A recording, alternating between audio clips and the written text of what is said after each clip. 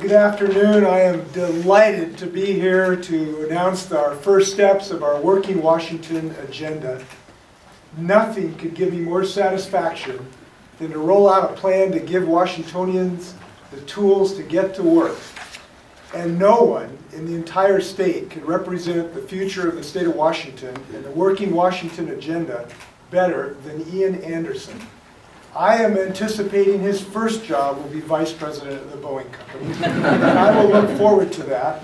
And I want to thank him. Could we just give him a round of applause for being here today? For those who are watching this, Ian's website and phone will be prominently displayed. We're rolling out today an action agenda for Working Washington. It is built on three principles that underlie all of our action items. The first principle is innovation.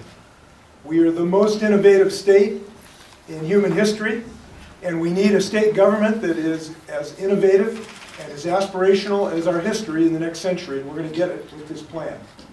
Second, it is built on the principle that the best thing, the single best thing we can do for job creation and industrial development in our state is to focus like a laser beam on the development of human intellectual capital.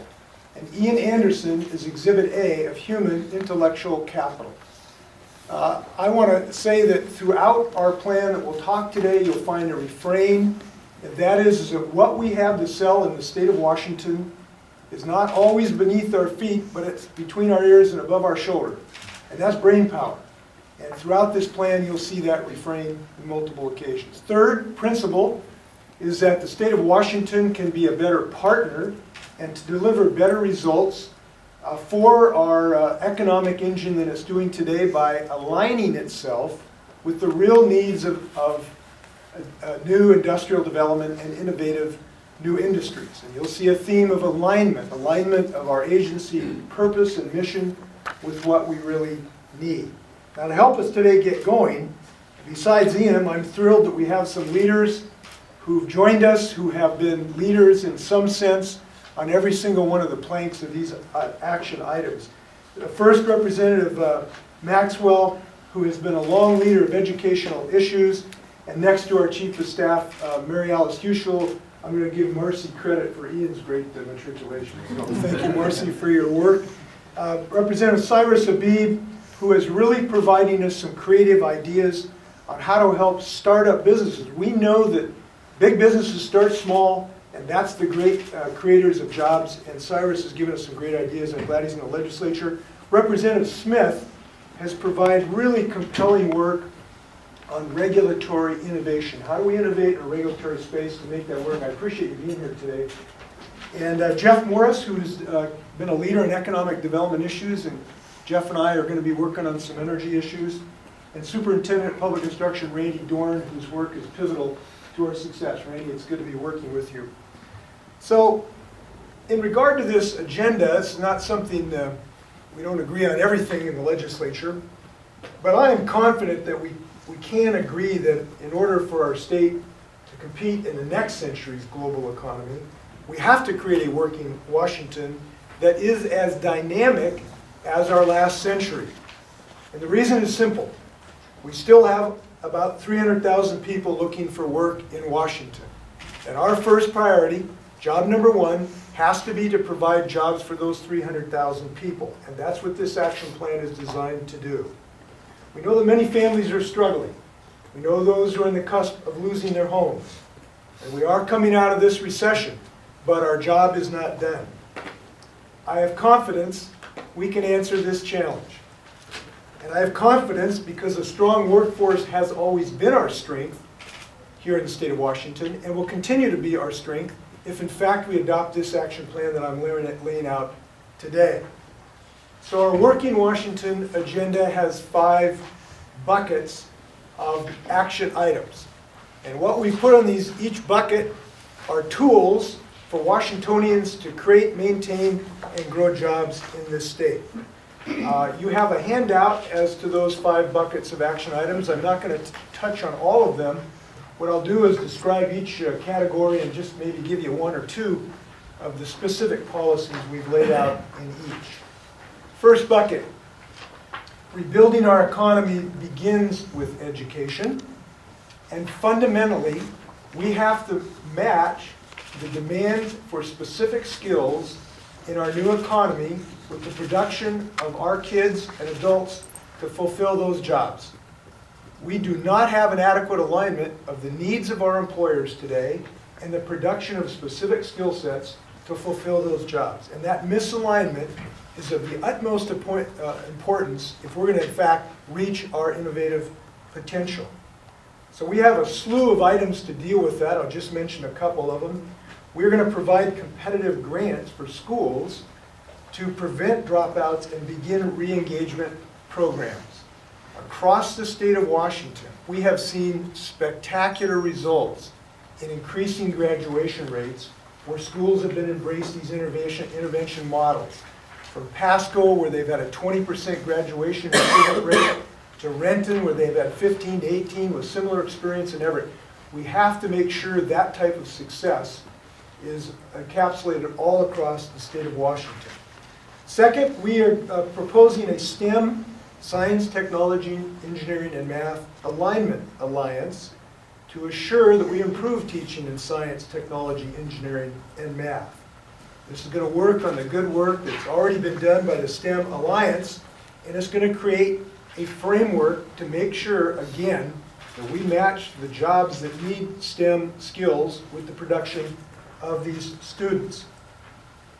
Second bucket, we are going to work to create a positive climate for job growth in multiple ways for multiple industries, with regulatory innovation, technical assistance, and targeted tax relief. And the last thing I will note is the thing that perhaps might be the biggest potential for job creation in this state, and that is to improve our transportation infrastructure and to develop a transportation plan that is up to the demands of the next century. To do so, we have to focus a transportation plan on freight mobility, congestion relief, and a meaningful way to finance this step forward. And when we do this, we will have a lot of discussions in the upcoming months about a transportation plan, but I just want to note this thing. We have to innovate in the development of our transportation plan. We're not creating any more dirt, and we're going to have 1 million more people in our state. And the only way we will succeed on this is if we embrace new, creative, innovative ways to help improve mobility in our state. So our plan over time will look at soup to nuts of mobility issues. And that includes public transit, demand management, trip reduction programs, new ways to finance transit in our state. All modes of transportation have to be part of this solution. We will have targeted tax relief for startup industries in our highly leveraged research-based industries. We know that the growth potential is enormous of these new high-tech companies. They are starved for capital very early in their creation, and we have a very targeted proposal to give them a tradable R&D tax credit to help their generation of capital very early in their work life. You look at companies today that have such great potential, like Kineta. It's doing great infection disease and immunological work in Seattle. These are the companies, we don't know which one will be the next Boeing or Microsoft, but we know amongst them there can be. And if we play our cards right, there will be. Third bucket, aerospace. We know that in aerospace, the competition internationally gets tougher every single day, so we have to get better every single day in being more competitive, more responsive, more production of the skill sets that aerospace really needs so that we can maintain our preeminence in aerospace. Aerospace employs about 131,000 people today, and it's throughout the state of Washington. And I think this is an important point. This is not just a Seattle-Renton issue. We have Absolute Aviation Services in Spokane, Torrey Composites in Frederickson, Machinists Incorporated in Seattle. They're doing cutting-edge work. I'll be talking in more depth tonight to the Pacific Northwest Aerospace alignments about the multiple things we can do for aerospace, but I just want to mention a couple of them. First, we want to fund 500 enrollment slots at high-demand aerospace training programs at community and technical colleges, like the one where Ian was trained. Second, we want to allow targeted tax exemptions to allow us to compete in the multi-million-dollar market for furnishing, repairing, and maintaining non-commercial aircraft. We've got a bright opportunity. This is a very targeted item that can help the generation of a substantial employee base. Fourth bucket, we believe that the state of Washington can be and will be an example to the world of how a clean energy, climate change reduction strategy is a winning proposition economically. And the reason we believe this is that this is something perfectly built for the skill set of the state of Washington. It demands innovation. It demands entrepreneurs. It demands public policy that is designed to send the signal to the market that we need new technologies in this regard. And it demands a citizenry who understands that we will not accept defeat against the ravages of climate change. We will not be passive while our state is ravaged by forest fires, by the loss of our shellfish industry due to ocean acidification, by the loss of irrigation water due to the loss of snowpack. We are better than that, and we will not accept defeat when it comes to climate change. So as a result, we are going to take some reasonable measures to help the birth and development of these new industries. Our state's already blessed with companies like iTech Energy in Whatcom County, making cutting-edge solar panels, Silicon Energy in Marysville making the world's most durable solar panels, REC making silicon substrate in Moses Lake. But we need to make some additional investments. We propose the investment of $50 million in state capital funds in the next biennium to support the development of clean energy institutions and to help Washington businesses produce and consume energy more efficiently so that they can cut costs and create family wage jobs. A portion of these funds will be used to help demonstrate technologies to integrate clean renewable energy into our power grid through electrical energy storage and smart grid solutions that our utilities can then profitably integrate into their operations. This is a great opportunity for us because renewable energy is a great opportunity physically, but we have to figure out a way to integrate it into the grid. I know we can do this. I've met people all over our state. I remember on a ferry boat 3 or 4 years ago running into an engineer, ex-Microsoft fella, who was developing a software application to integrate the grid into your batteries of your electric car so that they can sit in your garage at night and you can someday be paid by your utility to store their excess energy at night to feed back into the grid when people wake up in the morning. A beautiful thing designed by people here in the state of Washington. Now, I mentioned climate change for this reason. In 2008, Washington set greenhouse gas emissions limits in law, but we didn't decide how to actually meet the goal. We set the goal, we just didn't design the tools to get the job done. We're going to design those tools. And as a first step, I'm requesting legislation, and I've proposed this bill, that would establish a program amongst the 4 major caucuses in the legislature to help us design a system after a review of all the policies available to us, a plan that will grow jobs in the state of Washington while simultaneously helping us defeat climate change. I'm hopeful that we are successful in that regard. Fifth and last bucket. Very few people connect healthcare with jobs. But we have a tremendous opportunity to use healthcare as a driver of job creation in our state. That golden opportunity is expansion of Medicaid. Expansion of Medicaid is a system that will not only reach over 250,000 Washingtonians with health care, but will help job creation all across the state. I noted in our last meeting last week about how important rural hospitals are. The continued survival of many of our smaller town hospitals is dependent upon Medicaid expansion. This will be a way to keep those economic engines going. Those are frequently the largest employers in small towns. But it will also help reduce costs for businesses. And this is very important. Every single businessman or woman today who's providing health insurance for their employees faces rising premiums on a relatively regular basis. It's the one growth curve in their cost structure that they're facing. When we start to embrace these reforms in healthcare, we drive changes in the healthcare system that can reduce costs for everyone, not just in the Medicaid system.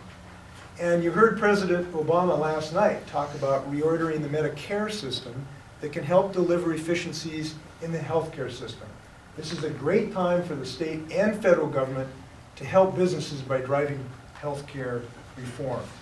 So those are our 5 buckets. I've just listed several of the action items. You have more of them listed in your plan. Now, I would suspect some may be interested how many jobs the Working Washington agenda will create.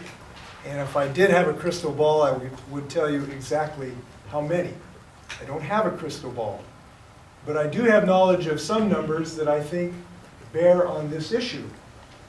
I'll just share some of those numbers with you. First number, 128,842.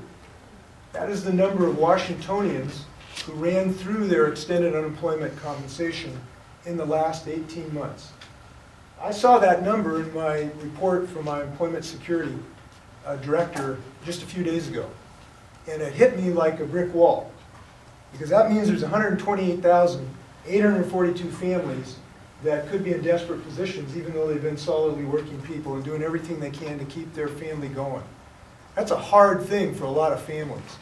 And that motivates me to say we ought to move and not just debate this action plan. Second number, 7.6%, that's the state unemployment rate. It is down a little, but it's mostly, or at least significantly in part, because we had a shrinking labor force. Some people are giving up on their job searches. That is unsatisfactory in the state of Washington. That motivates me to want to push this action agenda. Third number, 10,282. That is the estimate by the Office of Financial Management of the jobs, and that's both direct and indirect, that would be created over the next 2 years alone after we expand Medicaid in the state of Washington. Healthcare is a job creator big time for us. Next one, 11. That's how many pieces of legislation so far that we've introduced in this plan. At a later date, this is just the first round, if you will, of proposals in our Working Washington plan, but we've introduced 11 bills now. The last number is 1, and that's the number of jobs that really matters to a person who doesn't have a job. I heard some wag say one time that if your neighbor is out of work, it's a recession. If you're out of work, it's a depression. And we got too many people, that one person, I'm out there to try to get work.